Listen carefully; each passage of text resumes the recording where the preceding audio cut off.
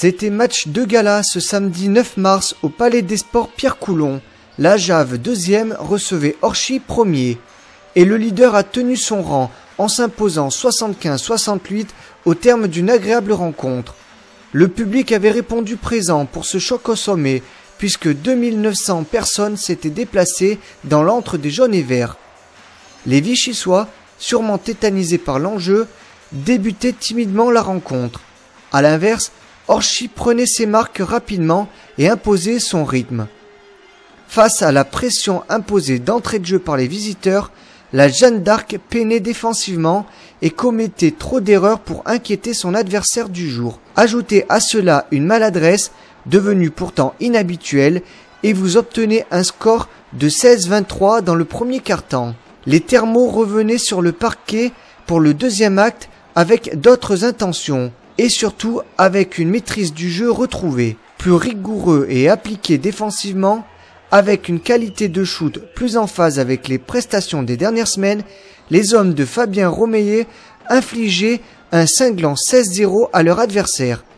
La Jave parvenait à prendre l'avantage 42-37 à la pause.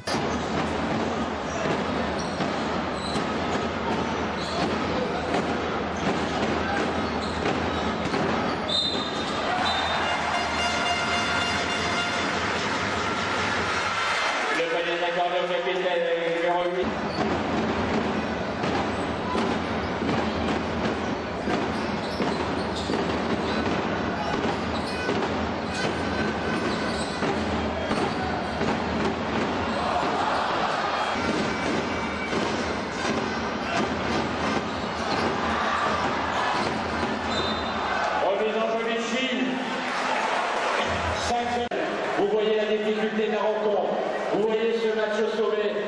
Je vous demande de faire le plus vite possible les habitants. Loin de s'inquiéter, les Orchésiens reprenaient petit à petit la main sur le match, poussaient les Vichysois à la faute et profitaient bien des espaces offerts par les Javistes. La Jave retombait dans ses travers.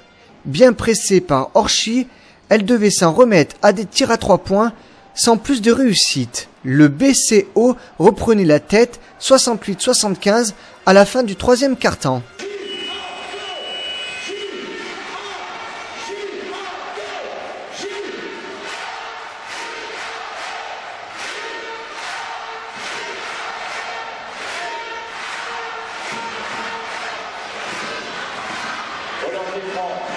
Pour un lancer des numéros 13 de l'Orchestre Petrovic.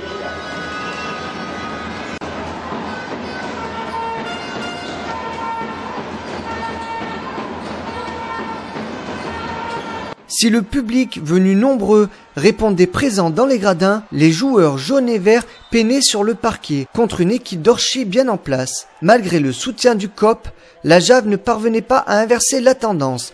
Trop de maladresse, trop d'approximation, trop de précipitation pour espérer s'imposer contre une équipe qui file tout droit en Pro B. Les Nordistes sont bien les patrons de cette Nationale 1. Ils repartent avec ce qu'ils étaient venus chercher, la victoire. La Jeanne d'Arc de Vichy devra désormais se battre pour accrocher la deuxième place, synonyme de qualification directe pour les demi-finales à domicile le 25 mai prochain. La Jave a perdu une bataille, mais la guerre continue dans ce championnat que les Orchésiens commencent à regarder dans le rétroviseur.